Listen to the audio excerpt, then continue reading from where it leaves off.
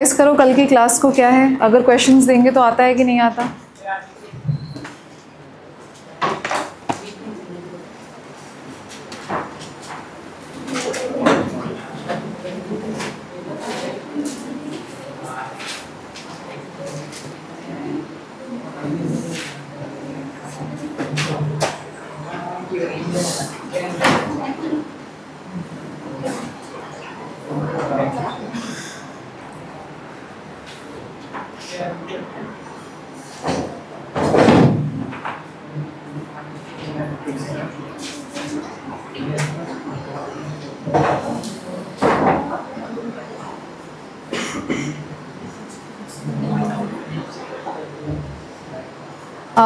According to the diagram, question लिखो based on yesterday's class.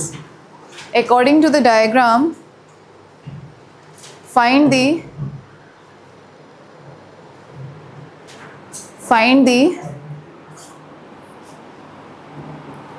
final kinetic energy. Find the final kinetic energy if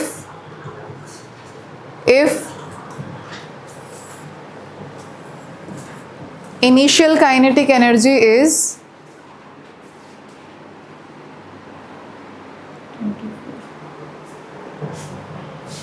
initial kinetic energy is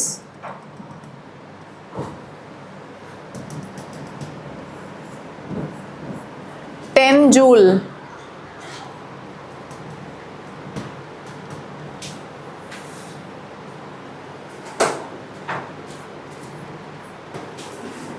आपको क्या find करना है? Final kinetic energy find करनी है ना। हमारे पास ऑप्शन फॉर्मूला क्या है वर्क डन का?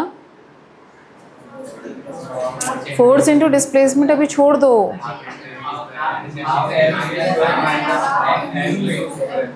ऑल राइट, उसके अलावा work done is equal to change in kinetic energy. Work done is equal to change in kinetic energy. Work done कैसे निकाल सकते हो? अगर ये फोर्स और डिस्प्लेसमेंट का ग्राफ है, उसका एरिया देख के, ठीक है। So work done is equal to change in kinetic energy को कैसे लिख सकते हैं? के फाइनल माइनस के इनिशियल। समझ जाओगे ये इनिशियल है, के फाइनल माइनस के इनिशियल। आपको इनिशियल दिया है, फाइनल पूछा है, और वर्क डन आप निकाल सकते हो seeing this area. Can you do it? Do it.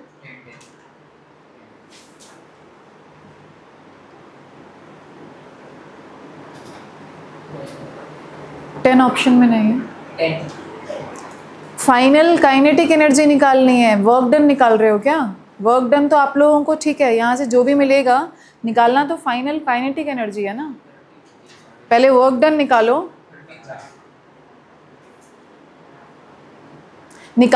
Draw the diagram properly, write the work done का formula. What is work done? Work done can be found out using, can be calculated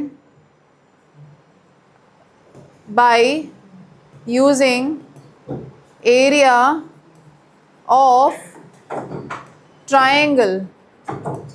triangle को name कर दो O A B से, area of triangle O A B.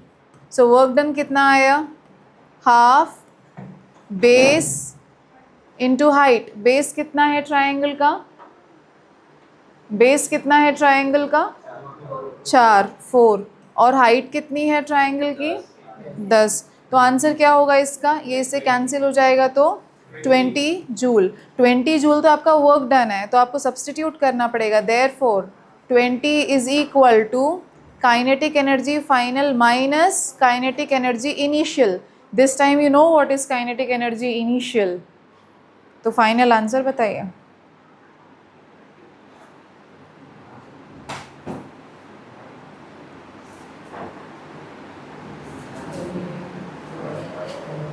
जल्दी Ranveer answer.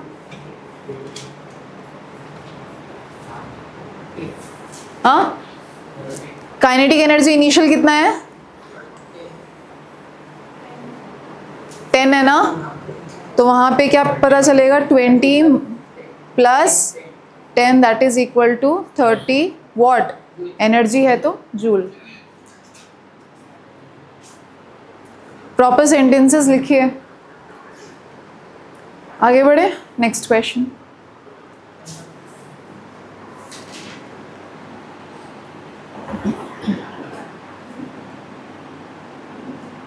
Logic question. Shall I? जल्दी लिख लो, जल्दी लिख लो। यहाँ पे एक स्टेप मिसिंग है, काइंडली अपनी अंडरस्टैंडिंग से उसको लिखो, वरना डायरेक्टली समझ ही नहीं आएगा कि वर्क डन 20 निकला तो 20 इज इक्वल टू वो कैसे आया।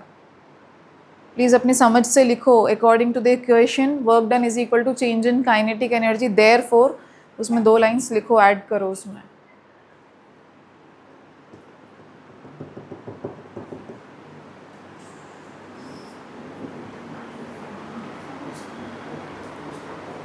Next question, 4 particles A, B, C, D, 4 particles A, B, C, D having mass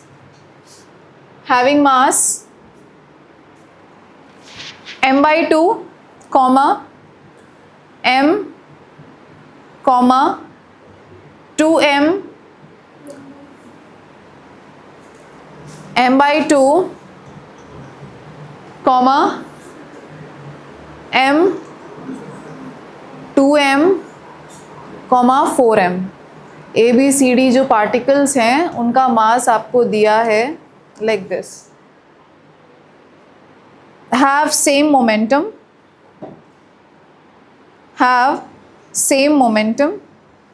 respectively, full stop. The particle with maximum kinetic energy is, the particle with maximum kinetic energy is,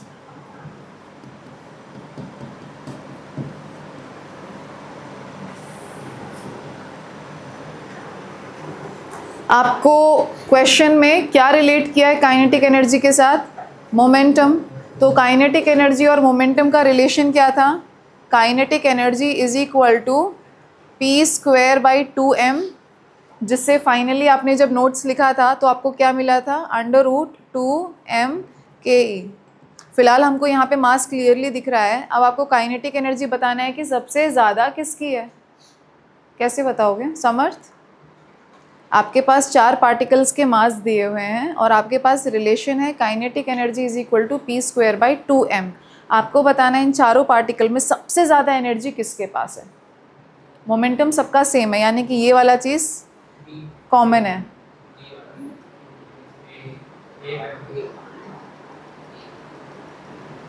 m/2 यानी कि 0.5m, this is 1m, this is 2m, this is 4m। Kinetic energy अगर momentum same है तो kinetic energy is inversely proportional to mass.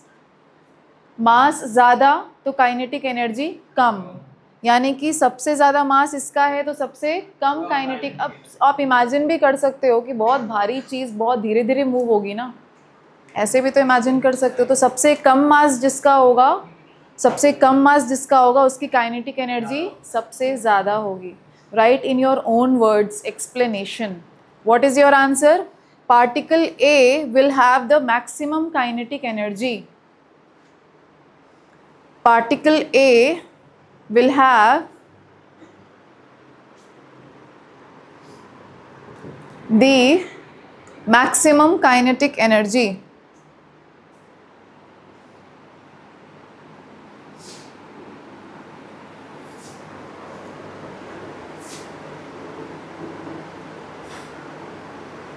Full stop.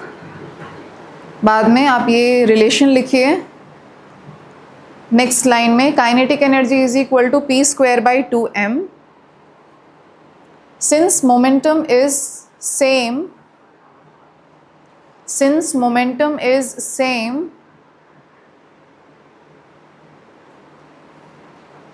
Kinetic energy is inversely proportional to mass, ये वाला equation लिखें, kinetic energy is inversely proportional to mass.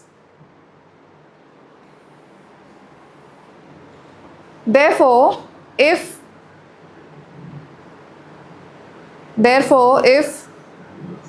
a particle has more mass, it will have less kinetic energy. Therefore, if the particle has more mass, it will have less kinetic energy.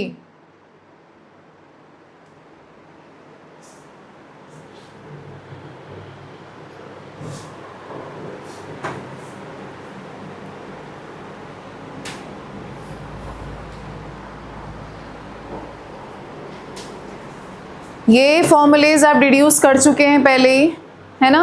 What is kinetic energy? By the way, definition, the energy possessed by a moving object by virtue of its motion. The energy possessed by a moving object by virtue of its motion. उसका finally formula क्या था kinetic energy का? Half M V square. कैसे लेकर आए थे? शुरुआत हमने कैसे की थी? यहाँ पे हम लोग फोर्स को कांस्टेंट मान के चलेंगे, इसीलिए work done is equal to force into displacement का फॉर्मूला यूज़ कर सकते हैं। कहीं पे मैं d लिख रही हूँ, कहीं पे x, कहीं पे s, सब चीज़ों का एक ही मतलब है कि वो डिस्प्लेसमेंट की बात कर रहे हैं, ठीक है। फोर्स इनटू डिस्प्लेसमेंट, इसको क्रॉस मत समझना, ये 9th क्लास का डायरेक्ट फॉर्मूला है, force into displacement, it is not f cross s। समझ आया? सो f की जगह पे मास इनटू एक्सेलरेशन, फिर हमने देखा था कि एक्सेलरेशन की जगह पे आप क्या लिख सकते हो? Half v square by minus U square by, याद है आपके नोट्स में ये हो चुका है, नोट्स देखना है आपको। फाइनली क्या मिला था आपको? Half M V square minus U square. फिर हमने देखा था कि initially the body is at rest, so final velocity will be v and initial will be 0। तो आपको क्या मिल गया था? k is equal to half M V square. Please read this, anybody who can read louder in the class, can anybody do that? कोई है loud पढ़ने वाला बच्चा क्लास में? नाइकी, चलो फर्स्ट पॉइंट पढ़ बेटा। नोट, काइनेटिक एनर्जी इज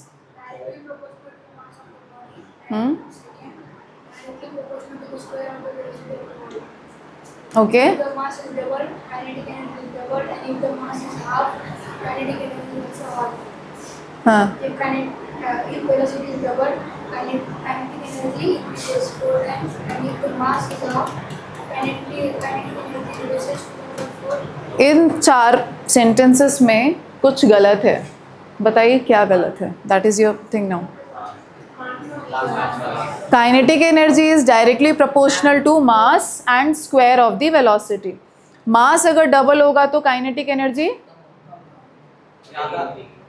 अरे मोमेंटम वहां पे कांस्टेंट था, इसीलिए तो बार बार मैं कह रही थी उस क्वेश्चन के हिसाब से अगर मोमेंटम कांस्टेंट है, did you not read the question? और जब मैं सोल्यूशन भी करवा रही थी तो मैंने लिखा था since momentum is same for everything, यानी कि p is equal to mass into velocity. उस क्वेश्चन में मास में चेंजेस आए हैं, यानी कि वेलोसिटी ऊपर नीचे हो रही होगी, दोनों मिलके कांस्टेंट हैं। आपको कुछ समझ में आ रहा है? नहीं आ रहा है? थोड़ा सा प्लीज़ अपना ब्रेन अब खोलो, शार्प करो।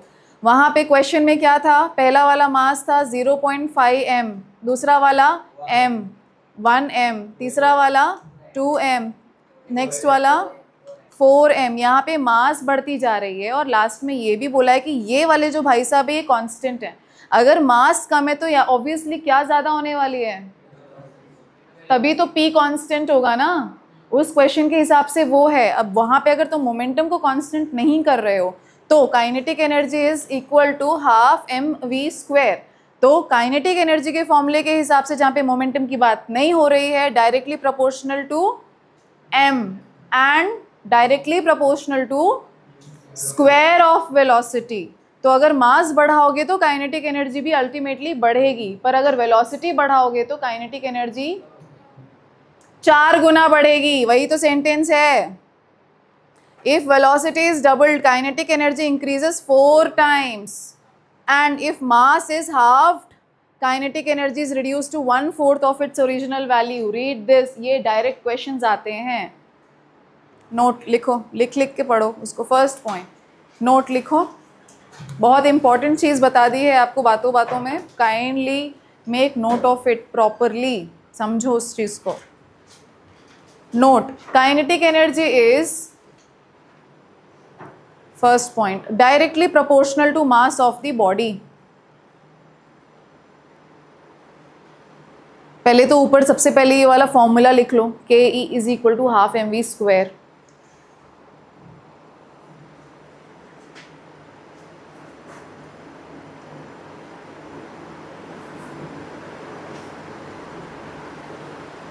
directly proportional to the mass of the body. Second one, directly proportional to the square of the velocity of the body. Square of the velocity of the body.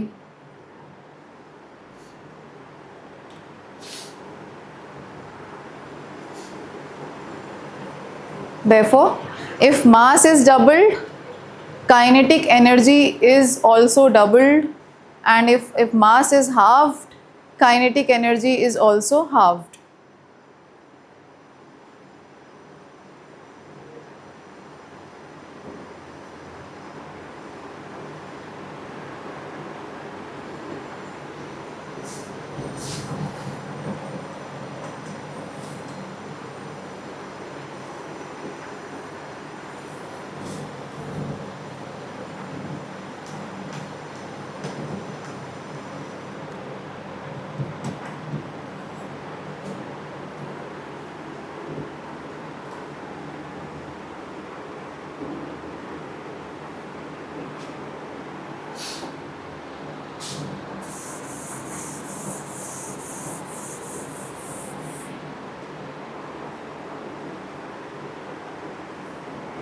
मैंने जो cut किया उसको cut कर देना, मास की जगह पे वेलोसिटी है, बस वही मिस्टेक थी जो मैं आपसे पूछ रही थी।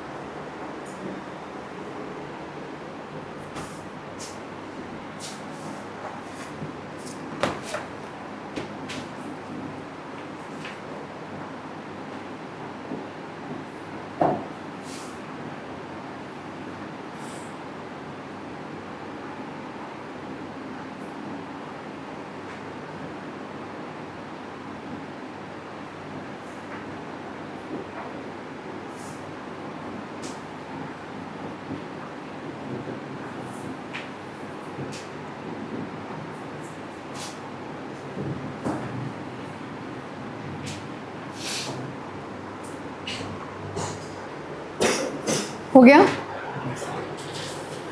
नेक्स्ट पॉइंट है, kinetic energy is always positive.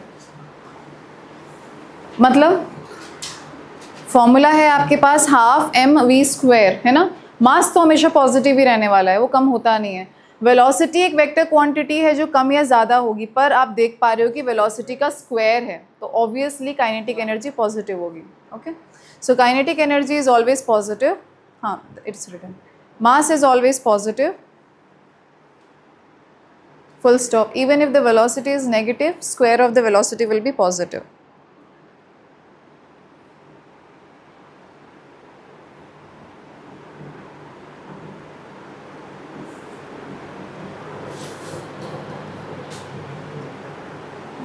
Fourth point नहीं लिखना है, kinetic energy is a scalar quantity.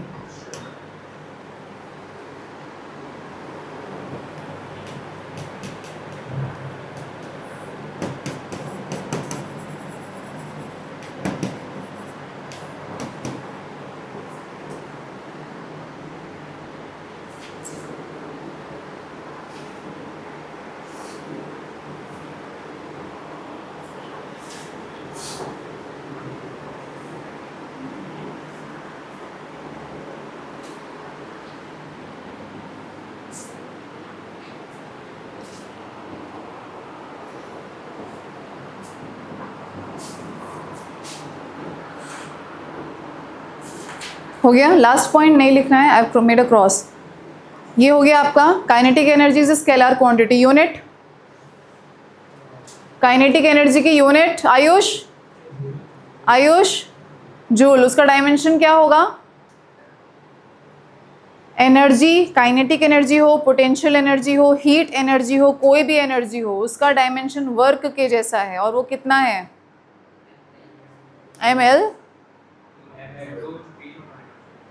ml/T-2। इसको याद कर लो।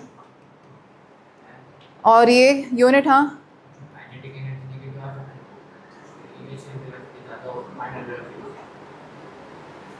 एक सेकेंड, क्या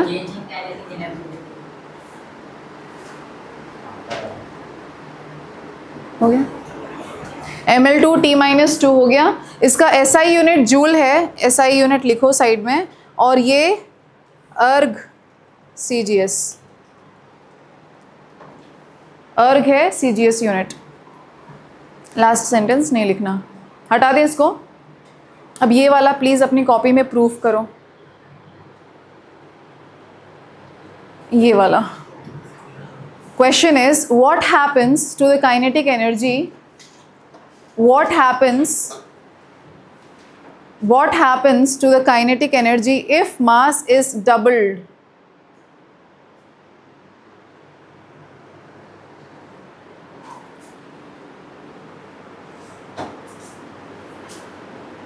What happens to the kinetic energy if mass is doubled?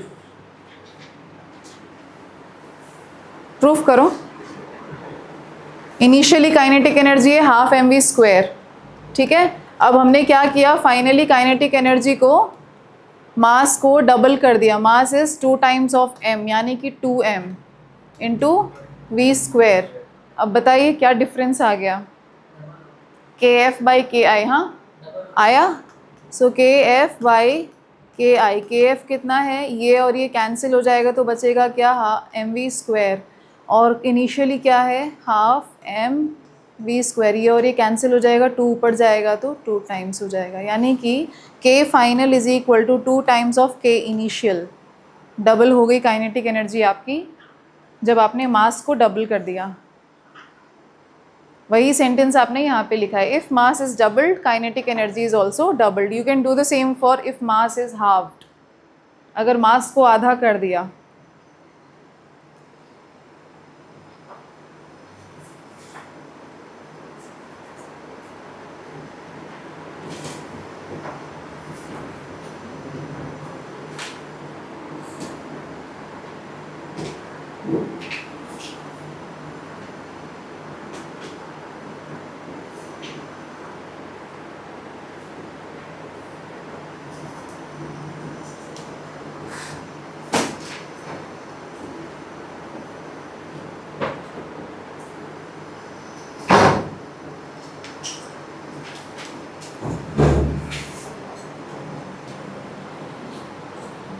ये आप कर चुके हो, चिक चिक नहीं, थोड़ा जल्दी लिखने की प्रैक्टिस करो। अभी इतना टाइम एक बच्चे को नहीं दे सकते। वर्क एनर्जी थियरम आप प्रूफ कर चुके हो अपनी कॉपीज़ में। W इज इक्वल टू क्या निकला finally? W is equal to change in kinetic energy. वही चीज़ यहाँ पे लिखा है, W is equal to change in kinetic energy, K final minus K initial. All right, variable वाला भी प्रूफ कर चुके हो अपनी कॉपीज में। देखो इसीलिए तो कह रहे हैं रिवाइज करके आया करो। अभी एकदम एलियन के जैसे देख रहे हो, ये एग्जैक्ट सेम स्टेप्स आपकी कॉपी में है। वेरिएबल फोर्स,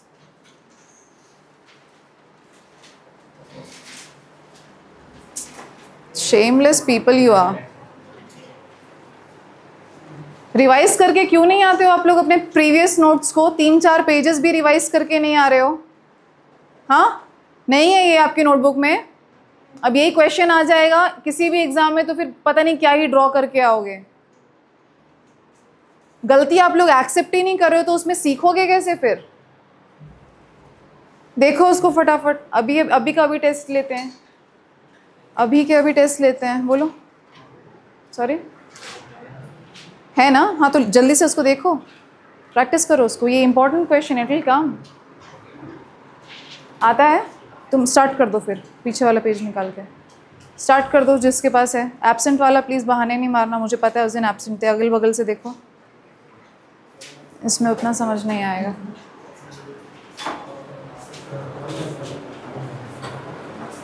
चेक आउट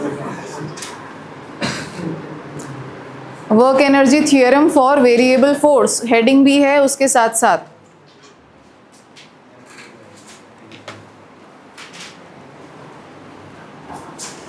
जल्दी से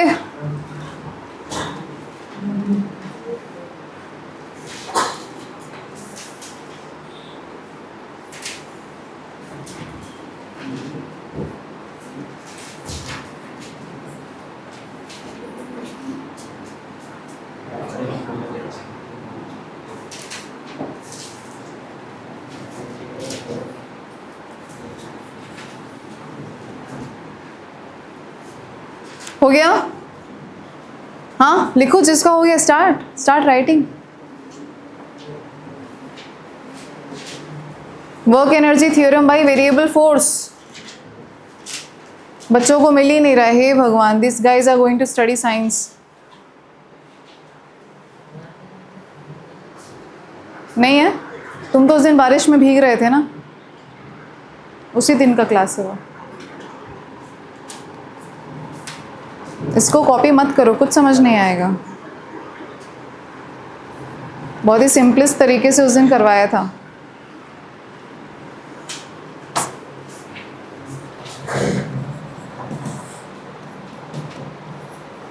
एफ डॉट डी कब यूज करते हैं? जब फोर्स कांस्टेंट होता है। अगर फोर्स ही चेंज हो रहा है तो हमारे पास एक दूसरा है इंटीग्रेशन वाला formula, F dot D S from initial limit x1, यहाँ पे हम I2 फाइनल ले लेते हैं, ठीक है। फोर्स को क्या लिख सकते हैं हम? मास इनटू एक्सेलरेशन, और ये है ds। मास एक्सेलरेशन को क्या लिख सकते हैं? Change in velocity by change in time into ds। यहाँ पे ये क्या दिख रहा है? ds बाई dt क्या होता है? Velocity. Change in displacement by time. Rate of change of displacement is what? क्या भूत बन के देख रहे हो उस चीज को, कसम से। You guys are actually losing your own thing. What is ds by dt? Motion in 1D हो गया, मोशन इन 2D हो गया, और अभी तक ये ds by dt हमें नहीं पता। हाँ, what is dv by dt? What is ds by dt? तो क्या कंटिन्यूसली उसको घूरे जा रहे? You should straight away tell me the answer. ds by dt is velocity. So can I write m dv? मैंने ऐसे लिख दिया, ये है velocity। मास कांस्टेंट रहने वाला है, मास बाहर आ जाएगा v dv। तो मास v dv का फो क्या होने वाला है? इंटीग्रेशन। बस 2 बच्चे आंसर देते, उनके भरोसे पूरी क्लास चल रही है। v square by 2, initial limit velocity की क्या है? u और v। 2 बाहर कर लेते हैं, v square minus u square, क्या आ रहा है ये? Half m v square minus half m u square. कहाँ से शुरू हुए थे? w आ गया हमारा w। What is w? w is work done. Finally what you got? Change in the kinetic energy. तो ये आ गया है चेंज इन काइनेटिक एनर्जी। बस ये चीज़ यहाँ पे इस तरीके से करोगे तो आएगा। यहाँ पे भी लगभग वही है। Kinetic energy is nothing but half M V square, उन्होंने उल्टा किया है, M V D V, D V V F V, blah blah blah blah. इसको मत देखो, इसको देखो। Kindly understand this one. जो बच्चे एब्सेंट थे, आ गया?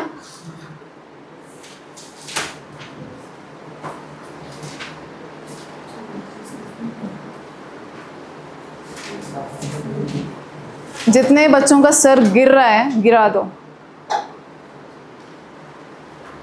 हाथ हटाओ अपने अपने सरों से।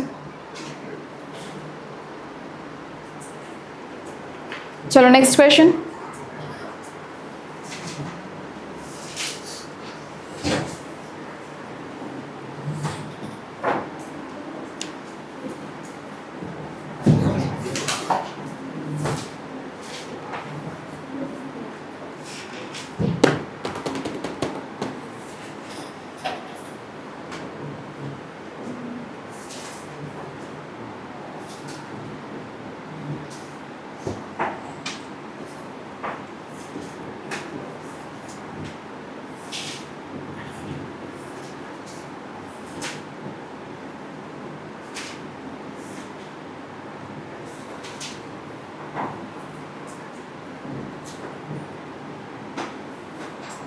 वर्बल क्वेश्चन है, सुनो ध्यान से और उसका आंसर बताना, ठीक है। If the net work done on a particle is zero, net work done on A particle is zero, what can you say about its kinetic energy?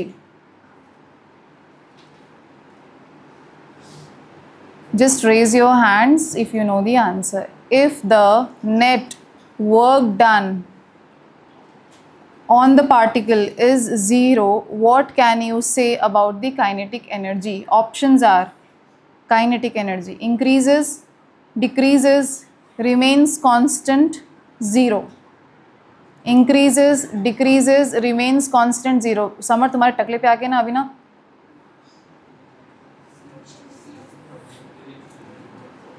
increases, decrease. How many of you say kinetic energy increases when the work done is zero, decreases, remains constant, zero? Work done zero, kinetic energy zero. Zero वाले कितने बच्चे हैं? Please अपना हाथ तो ठीक से race करो, आई कांट सी। तुम्हारा अभी क्या समझू मैं? कान साफ करना। 1 2 3 4 बॉयज। बाकी बच्चे कोई आंसर नहीं, ये क्या है? हाँ, हाउ मेनी ऑफ यू से कांस्टेंट? बाकी बच्चे कुछ नहीं, जीरो में था आपका। तुम्हारा करली जीरो में था, नाइकी कैसे?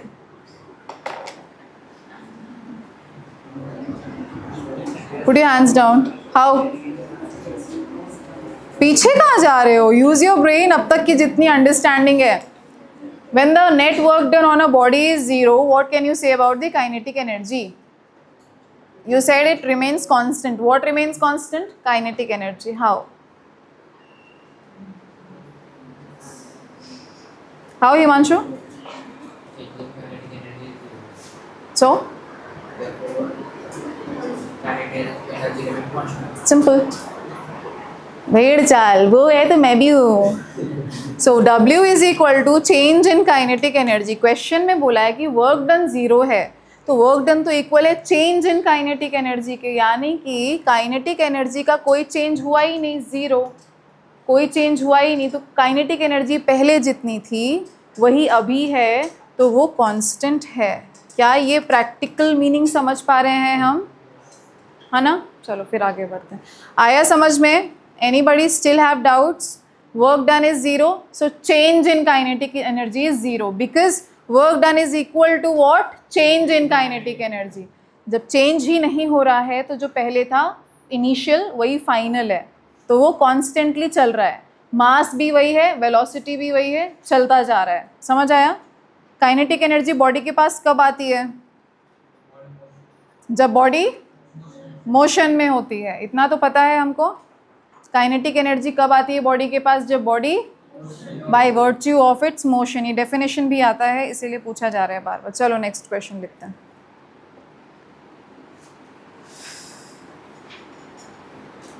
ऑलराइट, आगे बढ़ते हैं फिर अभी नेक्स्ट क्वेश्चन में। Potential energy. काइनेटिक का किस्सा खत्म। अभी तक के फॉर्मूलेज एक बार फटाफट बता दो। Work is equal to force into F dot D which was equal to FD cos theta, ठीक है? FD cos theta, straight line force है, ऐसा फोर्स है जैसा भी फोर्स है, cos theta। Next one, W is equal to, उसके अलावा integration of Fx dx, force into displacement from some initial limit to final limit. तीसरा क्या देखा आपने? Work done is equal to change in kinetic energy. अब potential energy में चौथा formula आने वाला है, work done is equal to negative of change in potential energy. अब ये जो U है, हर जगह अब से आपको मिलेगा U, potential energy. Potential energy को U से डिनोट किया जाता है और काइनेटिक एनर्जी को सिंपली K, ठीक है? तो टोटल एनर्जी अब आपको हर जगह दिखेगा K plus U। Total energy is equal to kinetic energy plus potential energy. किसी के पास कितना काइनेटिक है, कितना पोटेंशियल है, टोटल जब ऐड करोगे तो तुम्हें उसका टोटल एनर्जी मिलेगा। So U is what, potential energy. अब यहाँ पे आपको ये समझ में आएगा। Anyways come back, read, write down potential energy as your heading. Potential energy,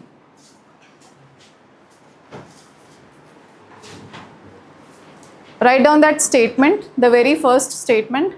Potential energy is defined as the energy of the body by virtue of its position or configuration. Potential energy is the energy possessed by a body by virtue of its position or configuration.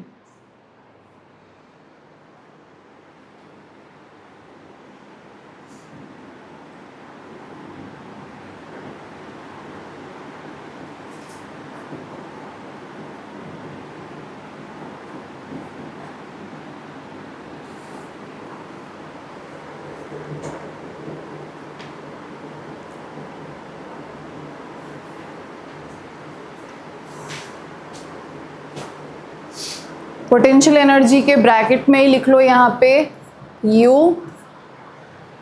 Unit क्या होगी potential energy की? It's joule energy, it's joule. So dimension will be again ml² T-2। अब ये वाला diagram आप देखो, एक box है और एक आदमी उसको हैमर कर रहा है, हैमरिंग कर रहा है। तो जब उसने हैमर को ऐसे उठाया, ठीक है, जब उसने हैमर को ऐसे उठाया तो कुछ हाइट पे लेके गया। जब उठा रहा है वो तो काइनेटिक एनर्जी, जब एक हाइट पे गया तो वही काइनेटिक एनर्जी कन्वर्ट हो गई किस में? पोटेंशियल एनर्जी में। अब वही वापस लेकर आ रहा है तो उसके पास बहुत अच्छी खासी, जितना हाइट में लेकर जाएगा उतनी ज़्यादा उसके पास पोटेंशियल एनर्जी होगी। इसलिए हम लोग किसी को टक टक टक टक ऐसे नहीं करते हैं, हम उसको ऊपर लेकर जाते हैं और फिर नीचे लेकर आके उसको हिट करते हैं ताकि मैक्सिमम एनर्जी आपको मिले। तो यहाँ पे work is done by the hammer when the energy is released on the block. The raised hammer possesses what? The raised hammer potential energy. अब अपने जनरल दिनचर्या का कुछ एग्जाम्पल्स मुझे बताओ। Come, talk, be part of the discussion. झाड़ू मार रहे, कैसे झाड़ू मारता है? That's how. कैसे झाड़ू मारते हो तुम? Basketball, okay, how? तो उससे फ़ायदा क्या होता है? हाँ, कपड़े धोना, यस, वो बोल दिया। आगे बढ़ो। बैडमिंटन, कौन सा पोजीशन है जहाँ पे तुम्हें पोटेंशियल एनर्जी की ज़रूरत है? पीछे लेकर जा रहे हैं, वो तो मस्कुलर है, ठीक है, चलो कह सकते हो। बोलो और क्या मारना? किसको? तुम्हें? हाँ वही कह रहे हैं तुम्हें। तो मम्मी क्या करती हैं? जैसे रणवीर खड़ा है तो पट पट पट पट नहीं करनी है। और कुछ एग्जाम्पल, कुछ अच्छे प्रैक्टिकल। बस हो गया, मारना वारना खत्म। और कुछ? बॉल फेंकना, ओके, अपवर्ड, ठीक है, ओके। और कुछ रेगुलर एग्जाम्पल? मैंने पहले बताया है ये वाला एग्जाम्पल, बहुत ही कॉमन है, पता नहीं इसमें है कि नहीं है। नेक्स्ट वन, चलो ठीक है, डायग्राम देखकर ही बता दूँ। हाँ वो है ना आपका रेगुलर एग्जाम्पल, मारना वारना, ठीक है। जितना ज़्यादा हाइट में होगा टैंक, उतना ज़्यादा प्रेशर से पानी नीचे गिरेगा, उतना ज़्यादा नल में आपका पानी आएगा। टप टप टप नहीं होगा, एकदम टर्बुलेंट फोर्स के साथ आएगा। तो जितना ज़्यादा ऊपर होगा टैंक, उतना ज़्यादा ये हाइट पे जा रहा है, अपना मास है, अगेंस्ट द ग्रेविटी वो काम कर रहा है, उतनी पोटेंशियल एनर्जी उसके अंदर स्टोर हो रही है। इसलिए छत पे टंकी होती है। और अगर ग्राउंड में से या टंकी है तो क्या आपको यूज़ करना पड़ रहा है? मोटर, अलग से एनर्जी डालनी पड़ रही है ताकि पानी आपके बाथरूम या वेरेवर यू आर यूजिंग आ सके। So water is stored in the overhead tank possesses potential energy. When water is released, it is made to flow by this potential energy. Okay, यहाँ पे क्या पोटेंशियल एनर्जी है? अभी तक आप लोग कौन सा देख रहे थे? ग्रेविटेशनल पोटेंशियल एनर्जी, क्योंकि आप हर सारे काम ग्रेविटेशन के, आपने अभी अभी जस्ट एक फॉर्मूला देखा है, work done is equal to negative of change in potential energy. ये कैसे आ रहा है? जब भी आप कोई काम किसी फोर्स के अगेंस्ट में जाकर करते हो तब उस बॉडी में पोटेंशियल एनर्जी सेव हो जाती है। इंपॉर्टेंट चीज़ बोल दिया। जब भी आप कोई भी वर्क डन किसी एग्जिस्टिंग फोर्स के अगेंस्ट में जाके करते हो तभी उस बॉडी में पोटेंशियल एनर्जी सेव होती है। क्या ये समझे? जैसे अभी तक आप लोग क्या एग्जांपल दे रहे थे, यहाँ पे पूरी जगह ग्रेविटेशनल फोर्स है, किस तरफ लग रही है? नीचे की तरफ लग रही है। मेरे बॉडी में या मेरे किसी भी ऑब्जेक्ट में, फॉर एग्जांपल हैमर, किस तरफ ले जाना पड़ रहा है कि उसका पोटेंशियल एनर्जी बढ़े? अगेंस्ट द ग्रेविटेशनल फोर्स, तभी तो उसमें कोई एनर्जी स्टोर हुई है ना। तो जब किसी एग्जिस्टिंग फोर्स के अगेंस्ट में कोई काम करते हो तभी बॉडी में पोटेंशियल एनर्जी सेव होती है। अगेंस्ट नेगेटिव, नेगेटिव का मतलब समझ में आया आपको? ये पोटेंशियल एनर्जी किसी भी बॉडी में कब स्टोर होगी? जब आप अगेंस्ट किसी फोर्स के काम करोगे। अभी इलास्टिक वाला आएगा तो वहाँ पे देखो, पहले से उसका फॉर एग्जांपल ये है आपका स्प्रिंग, यहाँ पे कोई भी ब्लॉक अटैच्ड है, ठीक है, उसके पास अपना है। अब उसके पास अपना एक फोर्स है, स्प्रिंग का अपना एक फोर्स है। मैं क्या कर रही हूँ, मैं ब्लॉक को स्ट्रेच कर रही हूँ। फोर्स किस तरफ लग रहा है? अंदर की तरफ लग रहा है ना। वो तो चाहती है कि वापस अपने नॉर्मल स्टेबल पोजीशन में आ जाए। फोर्स अंदर लग रहा है और खींच रही हूँ मैं अपने एक्सटर्नल फोर्स से बाहर की तरफ। तो किसी फोर्स, एग्जिस्टिंग फोर्स के अगेंस्ट में काम कर रही हूँ।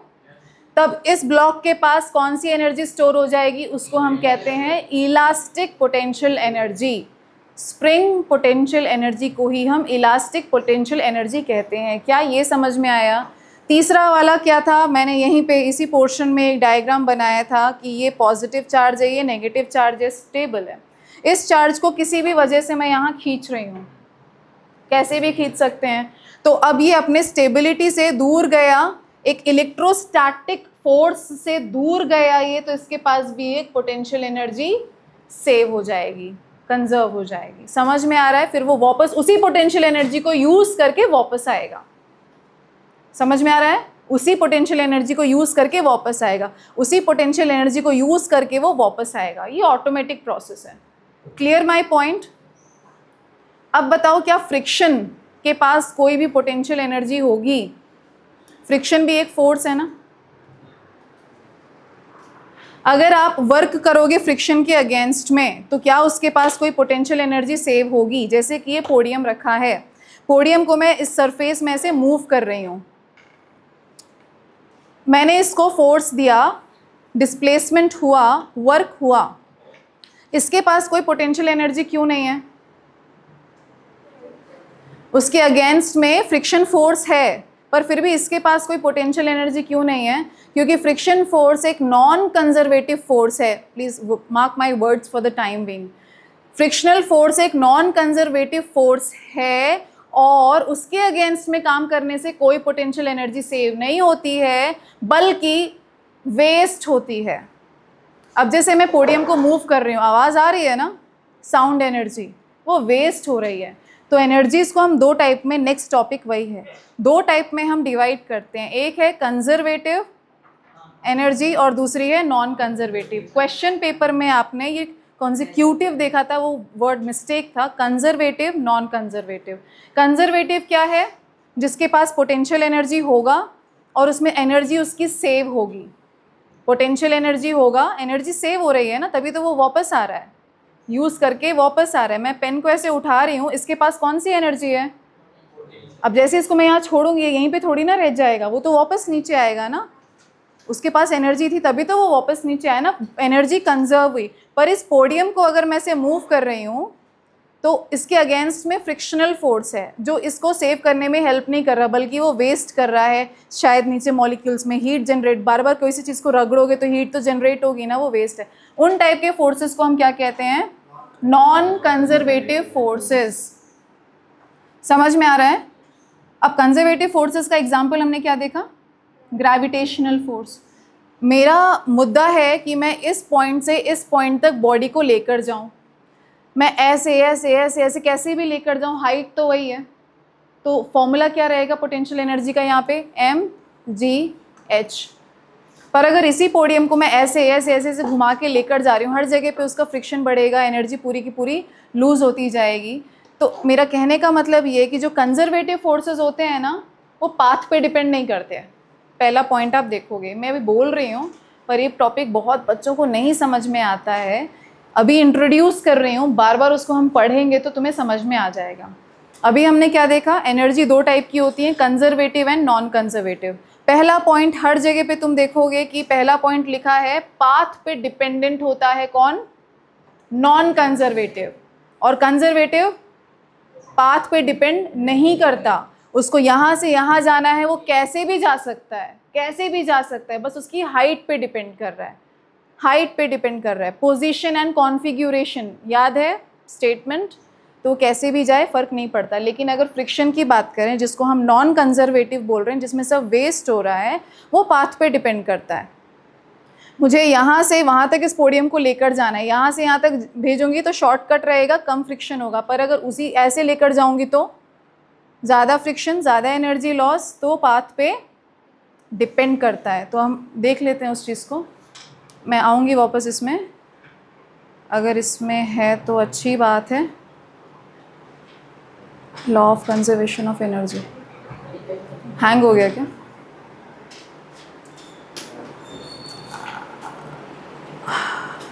अगर ये कंजर्वेटिव नॉन कंजर्वेटिव समझ में आ गया है तो थोड़ा सा अच्छी बात है। पहला पॉइंट क्या है कंजर्वेटिव का, समर्थ? पहला पॉइंट क्या है? हाँ, याद नहीं है क्या? ध्यान नहीं दिया? व्हाट डिड ही से? क्या बोल रहा है? कहाँ से आए हो यार तुम लोग हैं? कहाँ से आए हो बेटा? हाँ, घर से। अब भी तो इतना चिल्ला चिल्ला के एक्सप्लेन किया कि पहला पॉइंट हमेशा पाथ पे होता है, अभी बोल रहे हो याद नहीं है? मैं ही टाइम वेस्ट कर रही हूँ क्या इतना एक्सप्लेन कर करके? जैसे रेगुलर होता है फिजिक्स, कॉपी करो कॉपी करो कॉपी करो, चलो इसमें बाद में मिलेगा कहीं पे। मैं वर्बली बोल देती हूँ। अभी आपने क्या लिखा, पोटेंशियल एनर्जी ना?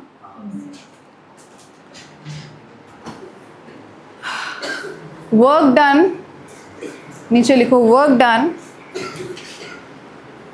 Work done is equal to the negative of potential energy.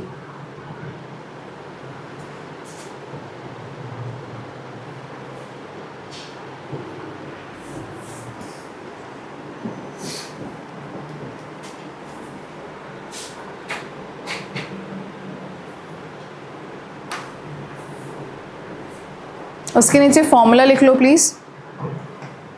Formula क्या लिखोगे? Negative of you.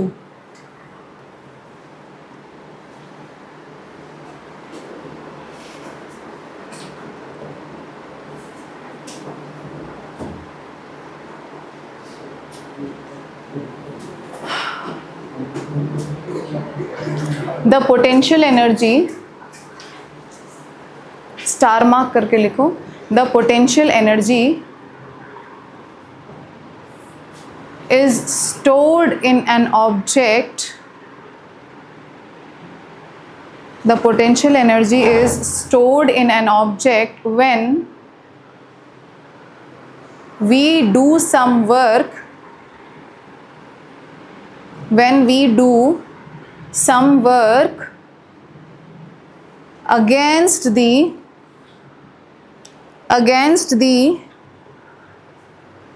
existing force.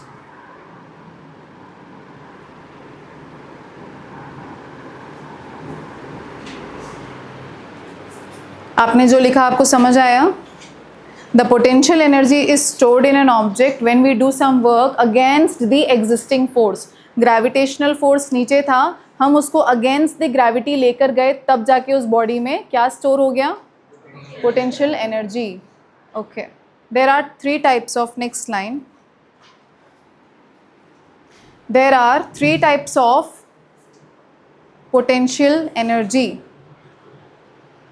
there are three types of potential energy. अपने शीट को 3 प्रॉपर पार्ट्स में डिवाइड करो, इक्वल पार्ट्स में, 3 equal parts में divide करो। पहले में लिखो gravitational potential energy,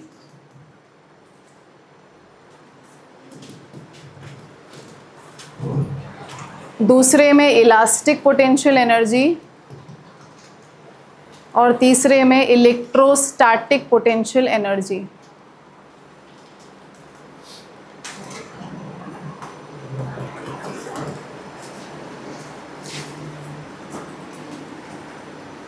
First point of gravitational potential energy.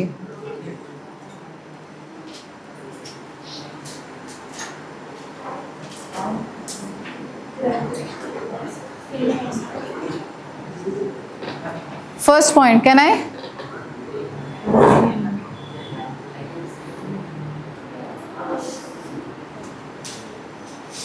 Energy due to position of a body. Energy due to position of a body in a gravitational field. In a gravitational field.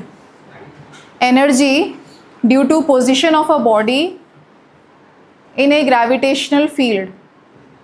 यहाँ चारों तरफ क्या है? कोई field है ना?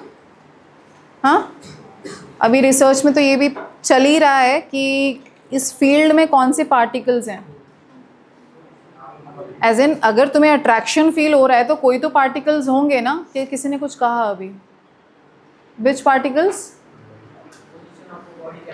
आई तेरी, मुझे लगा किसी ने बोसॉन कहा, बोसॉन। चलो anyways, can I expect some good knowledge from you people? हाँ हिमांशु, जैसे बच्चे क्या है कि काफ़ी साइंटिफिक नॉलेज में आगे रहते हैं और वैसे वैसे क्वेश्चन, लाइट से तेज़ क्या भागता है, और अगर हमें फील हो रहा है तो कुछ पार्टिकल्स तो होंगे एटमॉस्फेयर में, तभी तो हमें ग्रेविटेशनल फोर्स फील हो रहा है। ऐसा थोड़ी ना कि मम्मा ने आंख दिखाई और तुम दौड़ के चले आ गए, तो ग्रेविटी ने बस ऐसे आंख दिखाई तो सारी चीज़ें उसी तरफ अट्रैक्ट हो रही हैं। ऐसा थोड़ी ना होता है। कुछ तो फील, लाइट, आप इधर चारों तरफ लाइट है तो मतलब कौन से पार्टिकल्स फैले हुए हैं? लाइट है, मैं आपको देख सकती हूँ, तो कुछ तो रिफ्लेक्ट हो रहा होगा ना आपसे और मुझ में। हाँ, कुछ तो होगा। आप लोग 10th में आई का स्ट्रक्चर पढ़ चुके हो ना। You cannot see anything unless light reflects from that object and falls onto your, है ना। So reflection में कुछ पार्टिकल्स होंगे ना, लाइट पार्टिकल्स। अगर हम लोग साथ में रहे एंड तक, 12th के एंड तक, पता नहीं तुम लोगों का ऐसा हाला चाला रहता है कि सच में लगता है कि मुझे कुछ नहीं आता और तुम्हें बहुत कुछ आता है। हाँ, हंसी आ गई। जाएं अभी। Photons, have you heard? Why was it chemistry? हाय राम, आज ही सुना coincidence and you people are not yet coming with the answer. 2 दिन से सुन रहे हैं, कभी सोचा कि वो क्या है? कहाँ से निकलते हैं वो? All right, that is one of the answer, but do you see sunlight? Light off करेंगे तो अभी क्या होगा? यहाँ पे रेज कहाँ है? छुप गया बदरी में। यहाँ पे लाइट कौन दे रहा है आपको इस रूम में? सो उससे भी तो फोटॉन्स ही निकल रहे हैं ना। आपको तो लाइट से मतलब है, और लाइट है तो फोटॉन्स है। Can you travel faster than the light? A, B part of the discussion. शायद किसी चीज से इंटरेस्ट आ जाए कि फिजिक्स है क्या। कुछ भी हो सकता है, कोई भी एक ऐसा हिंट हो सकता है, कोई भी एक ऐसा मोमेंट हो सकता है कि जैसे न्यूटन सर, बस एप्पल ने काम कर दिया, एक है, और आपका काम बिगाड़ दिया। अच्छा, तो आज यहाँ भी बैठे होते, अभी पता है कहाँ होते? हुला लाला हु, वहाँ होते। हाँ, नहीं कर रहे थे, पहुंच ही नहीं रहे थे वहाँ तक। तो इन लोगों का आप लोगों को शुक्रगुजार होना चाहिए कि इतनी सारी चीज़ें आज डेवलप हो। हम लोग वेट कर रहे हैं एग्ज़ाम देने की ज़रूरत ना पड़े, चिप आ जाए चिप आ जाए, तो वो सब उन्हीं का तो काम है ना। फ़ोन में काउंट कर पा रहे, वरना बेटा कहाँ है पता नहीं, कहाँ होगा, क्या कर रहा होगा। But now we have cell phones, we can easily, electromagnetic waves जाती हैं, बेटा कहाँ है पकड़ के लाती हैं। इंटरेस्ट लाओ, कम बैक, फिलहाल यहाँ लाओ। ग्रेविटेशनल पोटेंशियल एनर्जी कब एक बॉडी में आ जाती है? ग्रेविटेशनल फोर्स के अगेंस्ट में काम होता है, तो उसमें इसको ना भी आके पीटेंगे पकड़ पकड़ के। वैसे इंटरेस्ट खत्म हो गया है, थोड़ा वापस जगाओ। सेकेंड एग्जाम्पल, इसका example, any example, any example? हाँ ओके, डैम, चुप हो गया, डैम पानी वाला सब हो गया। नेक्स्ट, हाँ, hammer, anything, anything. Stone at a height, stone at a height, जितना ज़्यादा उसका हाइट बढ़ाते जाओगे उसमें क्या सेव होता जाएगा, और अगर उसी हाइट से उसको गिराओगे तो वही स्टोन क्या काम करेगा? बुलेट का काम करेगा ना। ये चीज़ तो मैं बार बार पढ़ाती हूँ। तो जितना ज़्यादा हाइट पे लेकर जाओगे पोटेंशियल एनर्जी उतनी बढ़ती जाएगी, और जब आप उसको वहाँ से रिलीज़ करोगे तो पोटेंशियल एनर्जी किस में कन्वर्ट हो जाएगी? काइनेटिक एनर्जी में। और भाई 12mv², वेलोसिटी उसकी हर जगह पे हर सेकंड में कितनी बढ़ती जा रही है? डबल पबल नहीं, 9.8 metre per second every second. That is how it is accelerating from 9.8 metre per second square. Please try to understand every terminology of this, सब कुछ समझ में आने लगेगा, बस टाइम दो। इलास्टिक, स्प्रिंग, रबर, एनीथिंग, धनुष, anything. Energy stored when a body is, energy stored, first point of elastic, energy stored when a body is stretched or compressed.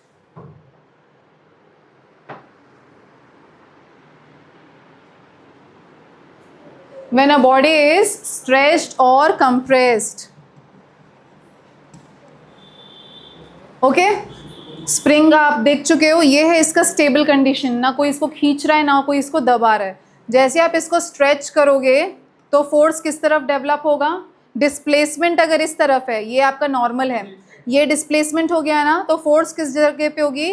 Opposite में। कौन सी फोर्स होगी यहाँ पे?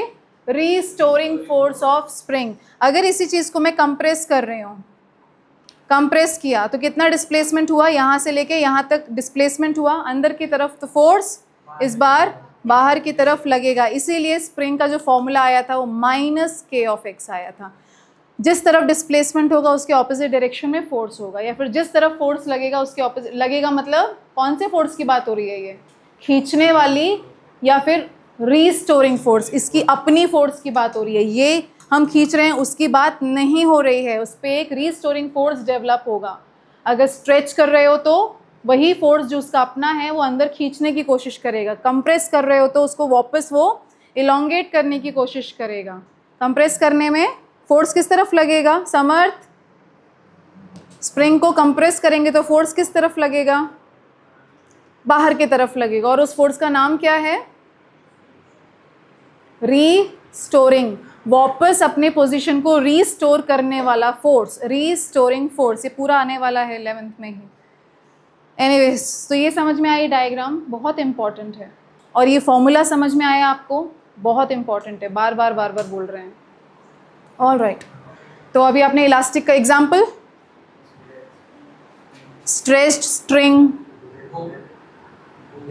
बुक, बो, बो, गुलेल, क्या बोलते हैं उसको? स्लिंग शॉट, स्लिंग शॉट लिखो ना, गुलेल मत लिखना भाई, लिखो लिखो, स्लिंग शॉट। बो स्ट्रिंग, बो स्ट्रिंग, बो का जो स्ट्रिंग है उसमें, बो में नहीं, धनुष जिसे कहते हैं। कोई भी एक रबर बैंड, कभी मारा है खुद को? लगी है गलती से, खुद को क्यों मारोगे? कितना जोर से लगता है ना। वो किस वजह से लगता है? रीस्टोरिंग फोर्स की वजह से लगता है। नेक्स्ट वन इलेक्ट्रोस्टैटिक, ये अभी आपका पार्ट नहीं है पर ये 12th क्लास का फर्स्ट यूनिट का,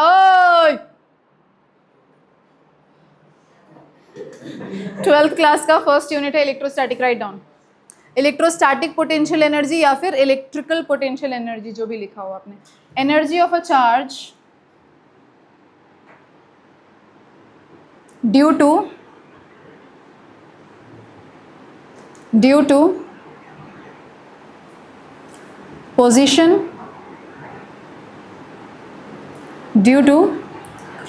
in an electric field. Energy of a charge due to position in an electric field.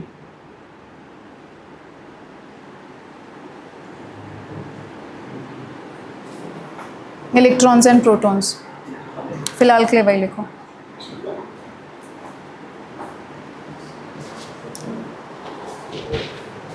Next साई रीडिंग, इसको याद कर लिया ना, इसी पे बेस्ड है। नेक्स्ट साई reading, potential energy due to या potential energy of string, STRING।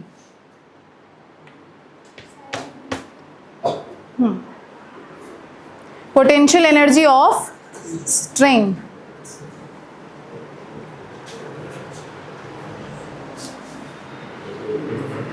निकाल सकते हो।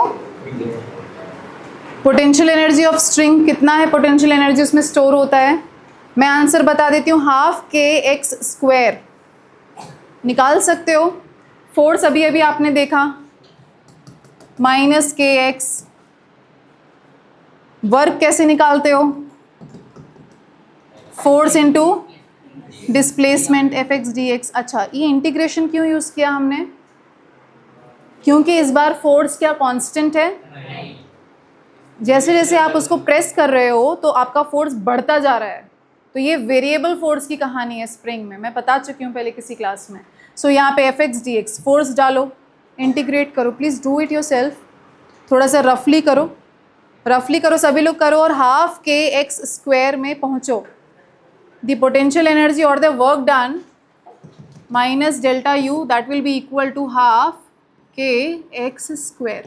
स्ट्रिंग का पोटेंशियल एनर्जी।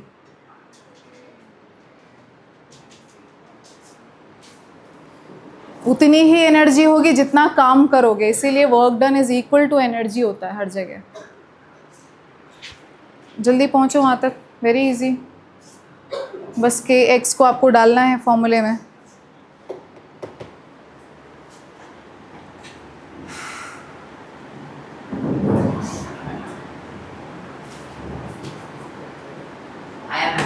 आ गया, very good.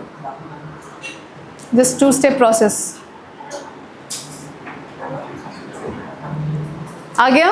How many of you got the answer, ½ ये वो पोटेंशियल एनर्जी है जो एक स्ट्रिंग में स्टोर हो जाती है।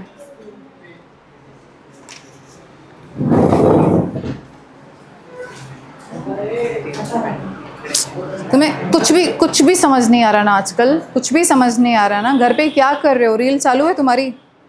हाँ, कुछ भी समझ नहीं आ रहा। डेली बुक्स बस चेंज करके ला रहे हो। पुरानी फिजिक्स बुक कहाँ है? चुप रहो अभी। पेंसिल से कौन लिखता है? 5th क्लास में हो तुम। ओरिजिनल नोट्स कहाँ है? If this is not the one, this is the one, then why are you writing pencil? Pencil will fade away. Pencil lead is made up of what?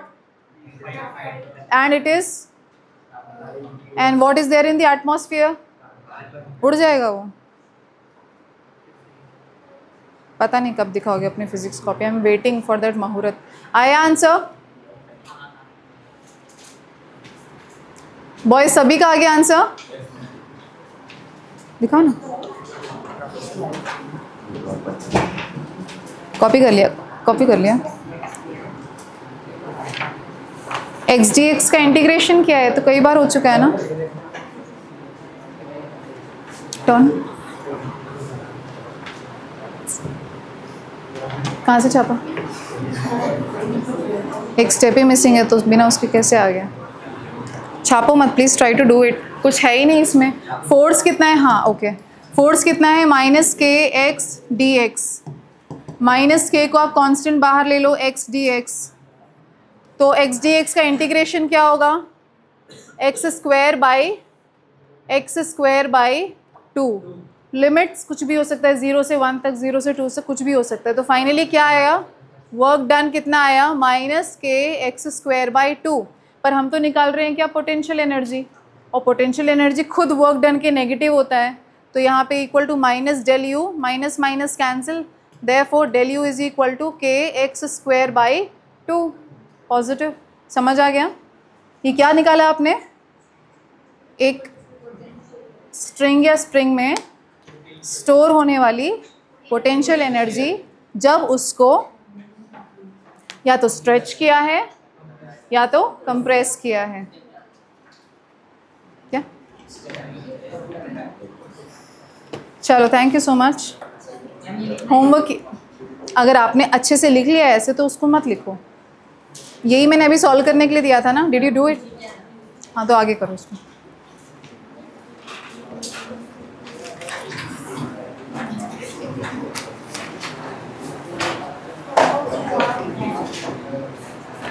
Homework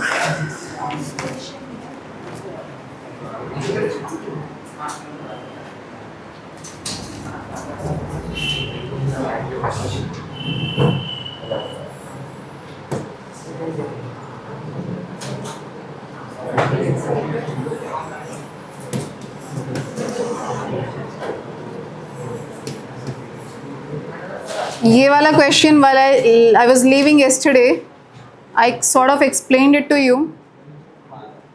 इसको आप ढंग से करके लेकर आओ, ठीक है? आंसर आया था कल आपका? नहीं आया answer?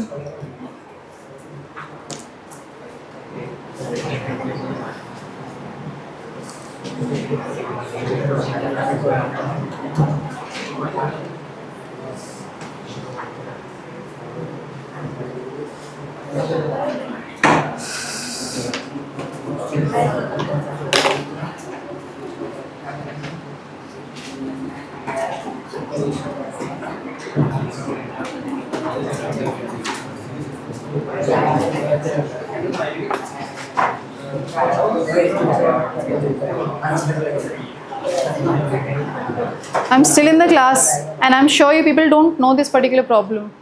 You should be waiting for the solution instead of gossiping. सुधरोगे नहीं तुम लोग ना? सिर्फ इमेजिन करो, आपके क्वेश्चन में this is the question, tension away, 2 tension है तो इस वाले स्ट्रिंग में 2 times of this tension develop हो जाएगा। समझते चलो, अब इसका कोई शॉर्टकट कुछ नहीं है, समझते हुए चलो। अगर यहाँ पे टेंशन T है, ये टेंशन T है, तो यहाँ पे क्या होगा, ट्वाइस ऑफ T। अब जब यहाँ पे ट्वाइस ऑफ T है तो इस वाले स्ट्रिंग में सेम टेंशन रहने वाला है, ठीक है? अब बोला ये है कि अगर ये वाले भाई साहब नीचे आए, ये बोला है ना क्वेश्चन में, हाँ, 5 kg वाला, अगर ऑब्वियसली हवा में कौन लटक रहा है, ये वाले तो यहाँ पे भले 10 न्यूटन 100 न्यूटन है, 80 न्यूटन है, बट उसका क्या फ़ायदा, वो तो सरफेस पे बैलेंस्ड है और नॉर्मल उसको कैंसिल कर देगा। पर सिर्फ एक है जो ग्रेविटेशनल फोर्स के प्रेजेंस में है, कितना उसका वेट लग रहा है नीचे, 50 न्यूटन, तो ऑब्वियसली यही एक्सेलरेट होगा। अगर ये नीचे एक्सेलरेट हो रहा है तो इसको ये थोड़ा ऊपर लेकर जाएगा बैलेंस करने के लिए, और ओवरऑल जब ये ही एक्सेलरेट, पूरा सिस्टम एक्सेलरेट हो रहा है, तो क्या ये ऊपर एक्सेलरेट होगा? थोड़ा सा इमेजिनेशन लेकर चलो please, physics is not merely reading by hearting. तो ये वाला एक्सेलरेशन होगा ऊपर की तरफ। अब यहाँ पे डबल पुली है, तो यहाँ पे अगर ये ए से ऊपर एक्सेलरेट होगा तो ये डबल टाइम्स ए से नीचे एक्सेलरेट होगा।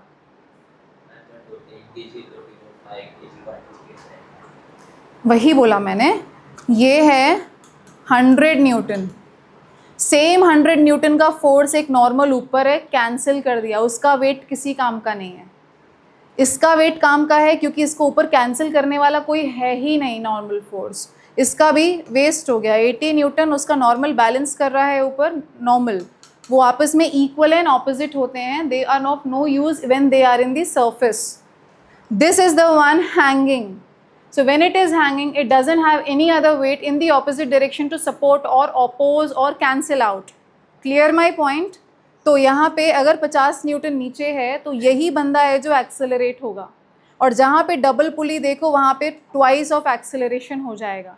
बार बार बोल रही हूँ, जो 7th इन टेक्स्ट एग्जाम्पल है उसको प्लीज़ सॉल्व करो। अब यहाँ तक सॉर्टेड है?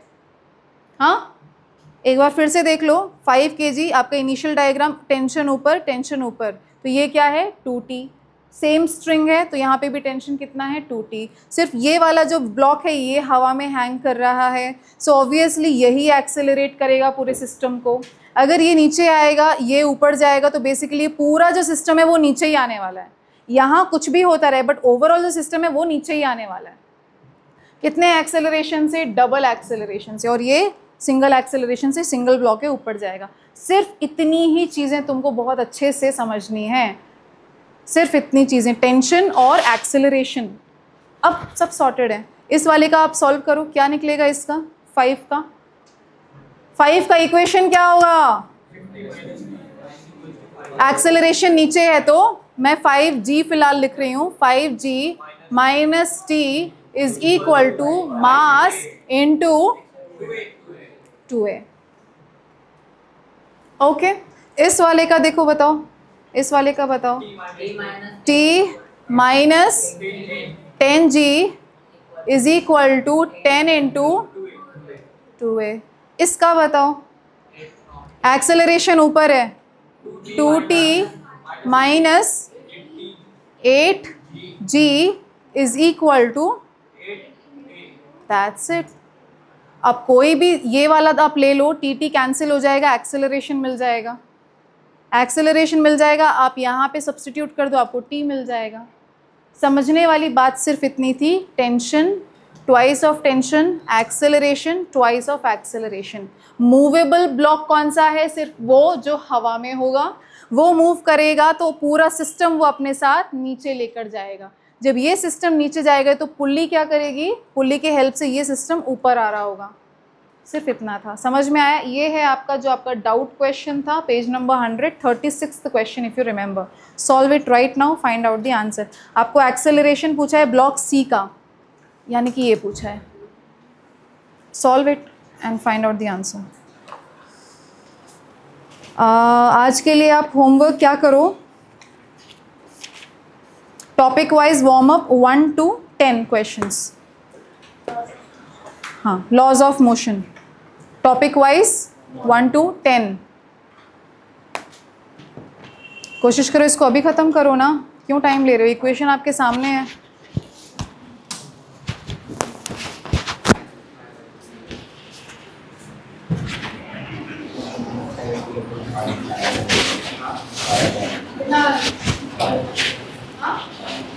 बस 5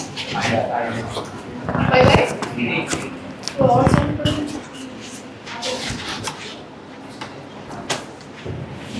आगे होगी